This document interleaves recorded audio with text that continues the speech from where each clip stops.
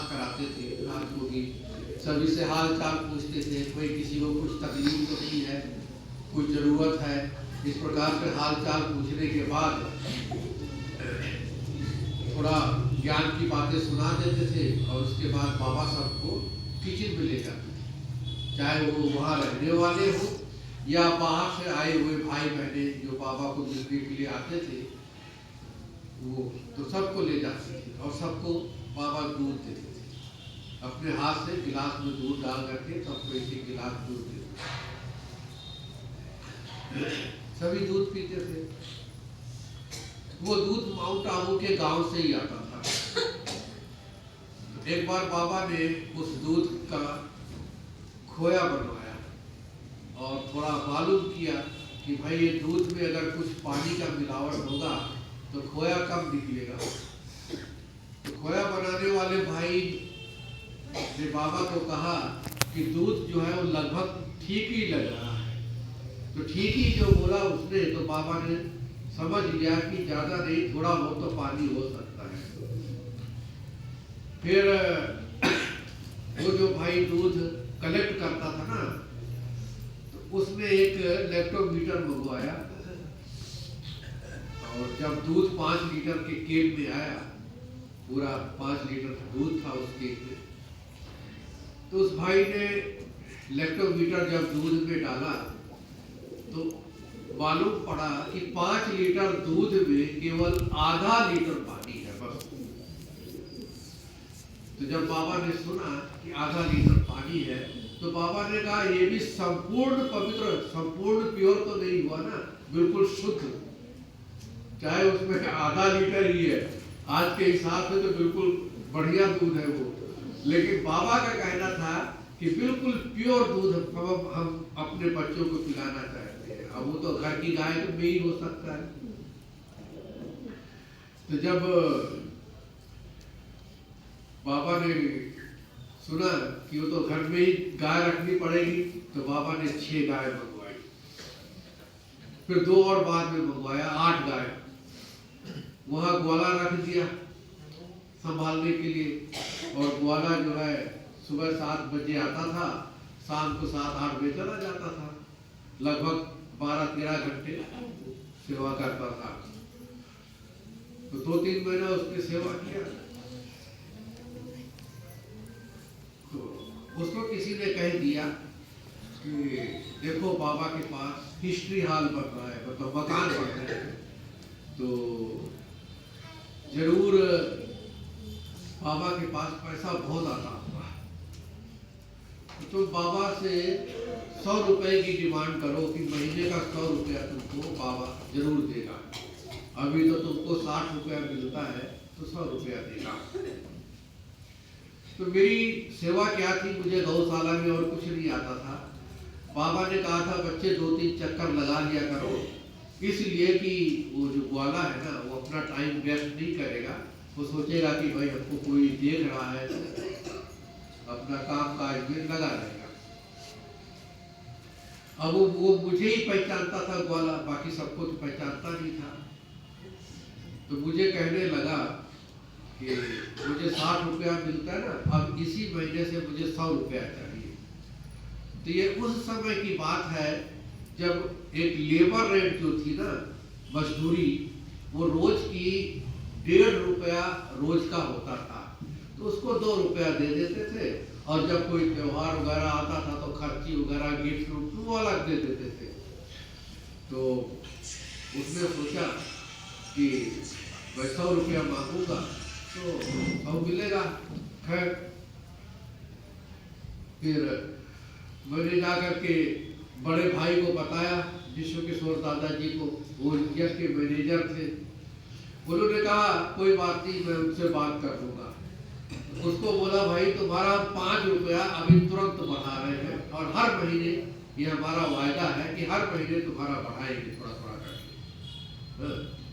तुमको 100 रुपया दे देंगे, लेकिन एकदम से नहीं, धीरे धीरे करके। 1.5 रुपया तुम्हारा मजदूरी का, 2 रुपया भी दे रहे हैं और गिफ्ट वगैरह भी दे देते हैं, खर्ची भी बीच में दे देते हैं। तो इसीलिए जब खर्ची देते हैं, गिफ्ट देते हैं, तो उसमें पैसे वगैरह सब चीज आई जाती है। तो तो अब क्या था, वो अंदर में समझता था कि भाई हमारे को जो दे रहे हैं उसमें कोई कमी नहीं है, लेकिन लोगों ने उसको भड़का दिया था। तो उस भड़काने से जो है ना, उसके मन में ये बैठ गया था कि हमको और मिलेगा। अच्छा खैर, अब वो उसको 65 रुपया मिल गया, कुछ गिफ्ट भी मिल गए, त्योहार आया था कोई, उसको खर्ची भी मिल गई, ठंडी का टाइम था, उसको और भी कंबल वगैरह सब जैसे नहीं देते हैं भाई, अभी मौसम ठंडा आ रहा है तो उसको बाबा की तरफ से कंबल भी मिल गया, बहुत कुछ मिल गया। फिर भी उसने मुझे कहा कि मैं कल से नहीं आऊँगा। क्यों नहीं आओगे, कुछ कमी हो तो बताओ। बोला 100 रुपया देना हो स्टार्टिंग से तो मुझे बुला लेना, मेरा घर तो सब जानते ही। तो अभी ये बात सब पता लग गई, सब जगह बात फैल गई, और ये बात बाबा को भी मालूम पड़ा। तो बाबा ने मुझसे पूछा कि बच्चे गायों की सेवा करोगे? तो मैंने कहा हाँ जी। अब बाबा ने वरदान ही ऐसा मुझे दिया था कि ये बच्चा कभी ना नहीं करेगा। तो जो बाबा कहते थे, बाबा क्या कोई भी कुछ कहता था, मैं हाँ जी करके सेवा में लग जाता था। तो अगर कुछ नहीं भी आता था तो करते करते सीख लेते थे। एक दिन भंडारे में हमको अचानक बुला लिया, बोला आज 25-30 मेहमान आ गए हैं और उनको पूरी तलने के लिए कोई है नहीं, पूरी तलोगे? मैंने कहा भाई मुझे तो आती नहीं, मैं तो कभी तला नहीं हूँ। एक माता ने थोड़ा सा सिखा दिया, पूरी तलने लग गए। तो जो चीज नहीं भी आती थी ना, वो करते करते आ जाती थी, सीख करके। ऐसे ही सीख करके हम सब सीखे। तो मैंने हाँ जी किया, भाई सेवा करेंगे गायों की। फिर बाबा ने कहा बच्चे 8 घंटा खुशी खुशी से सेवा करोगे? तो मैंने कहा क्यों नहीं। तो जब मैंने कहा क्यों नहीं, तो बाबा थोड़ा रमणीक थे और रमणीक रीति से कुछ न कुछ सिखा देते थे। तो जब मैंने बाबा को कहा कि क्यों नहीं, तो बाबा ने कहा बच्चे बाबा को क्या कह दिया? मैंने कहा क्यों नहीं। तो बोला बाबा को क्यों भी कह दिया, साथ में नहीं भी लगा दिया। अब मैं तो अचंभे में पड़ गया। मैंने कहा ये क्या हुआ? तो फिर बाबा ने कहा कहना चाहिए जी हाँ जरूर करेंगे। मतलब क्यों नहीं शब्द को बाबा ने परिवर्तन करके हाँ। और एक हमको अच्छी बात सिखा दिया कि हमको कहना चाहिए जी हाँ जरूर करेंगे। बोला क्यों नहीं, तो बाहर वालों का शब्द है। तो मैंने कहा देखो हमको एक नया तरीका भी मिल गया सीखने को। अच्छा, दूसरी बात, अब हम गायों का दूध निकाल रहे थे तो कभी निकाला नहीं था। अब आपको बताऊं कि एक गाय एक टाइम का 6 लीटर दूध देती थी। कोई गाय 5.5 भी दे देती थी, मतलब एवरेज 6 लीटर मिल जाता था, कोई 6.5 भी दे देती थी। तो जो 6 लीटर दूध समझ लो कि हर एक गाय का मिल जाता था। तो 8 गाय थी, 48 या 45 लीटर तो पक्का ही मिल जाता था एक टाइम का। अब जब मैं निकालने के लिए बैठा 8 गायों का दूध, तो मेरे से केवल 5 लीटर 8 गायों का निकला।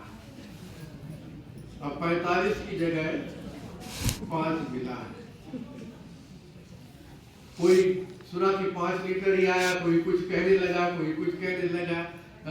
कोई तो कहता आज गया काम से, आज तो दूध नहीं मिलेगा। कोई कहने लगा 40 लीटर तो माइनस हो गया। लेकिन बाबा को जब मालूम पड़ा कि गौशाला से दूध आया है, किचन में दूध आया है, तो बाबा किचन में आए देखने के लिए। और वो जो 5 लीटर थी ना, 5 लीटर जो दूध था, वो 5 लीटर दूध 5 लीटर की बाल्टी में ही रखा हुआ था। तो बाल्टी तो भरी हुई दिख रही थी। तो बाबा ने पता है क्या कहा? बाबा ने कहा ये बच्चा तो बाल्टी भर के दूध लाया है।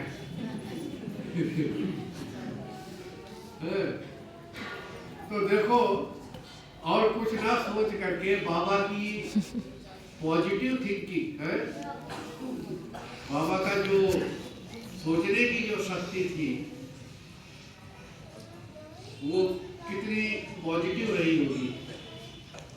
इसी उमंग उत्साह से मेरे को ऐसा खुशी हुई, मैं तो मन में सोच रहा था कि बाबा क्या कहेंगे, 5 लीटर ही लाए बस, लेकिन बाबा ने कहा ये तो बाल्टी भर के लाया है। क्या खुशी मिली, इतना उमंग दिया, उमंग उत्साह हुआ जो 1 हफ्ते के अंदर बाबा की मदद से 1 हफ्ते में ग्वाले जिसमें निकलने लग गया। अब दूध तो निकालने लग गया। फिर जब 2 बाल्टी भरी हुई दूध की मैं लेके जा रहा था, मैंने सोचा कि आज बाबा कहेंगे कि बाल्टी भर के लाया है। उस दिन तो छोटी बाल्टी को भी बोला बाल्टी भर के लाया है, और आज तो पर देखो बाबा क्या कहते हैं। तो वो गौशाला जो थी ना वो थोड़ा पहाड़ी एरिया पर थी, तो वहाँ पर बीच बीच में पहाड़ों पर जो है वो बजरी पड़ी रहती थी। वो पहाड़ी बजरी होती, पहाड़ी रेत होता है, स्टोन ट्रस्ट जिसको बोलते हैं, वहाँ वो बीच बीच में पड़ा रहता था। तो मेरा ध्यान गया ही नहीं, रेत पड़ा हुआ है, और उसी रेत पर ही मेरा पाँव पड़ गया, पाँव फिसल गया, मैं भी गिर गया, दूध भी गिर गई, बाल्टी भी गिर गया।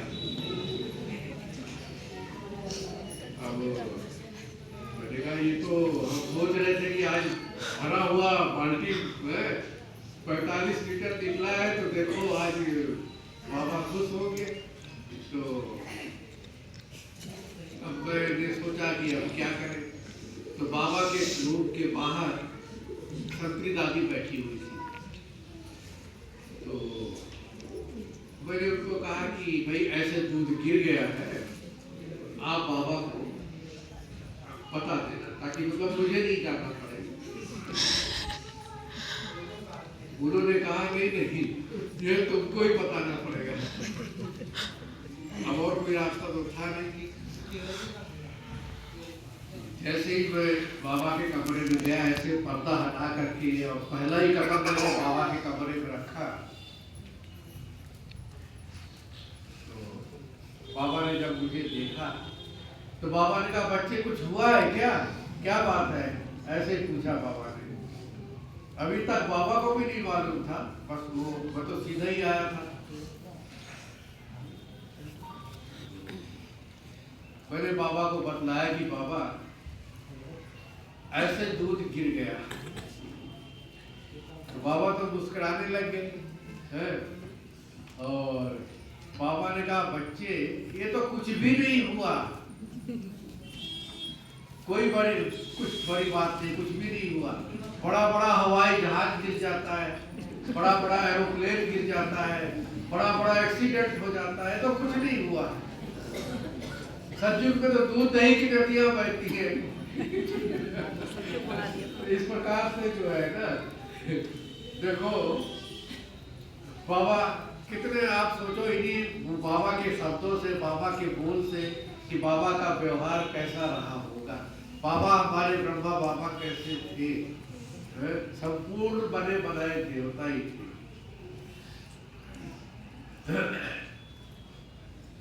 तो इस प्रकार से देखो बाबा का व्यवहार। फिर बब्बा भी साथ में होती थी, बातेश्वरी जी भी, वो भी कोई न कोई शिक्षा दिया करती थी। तो एक बार एक भाई चप्पल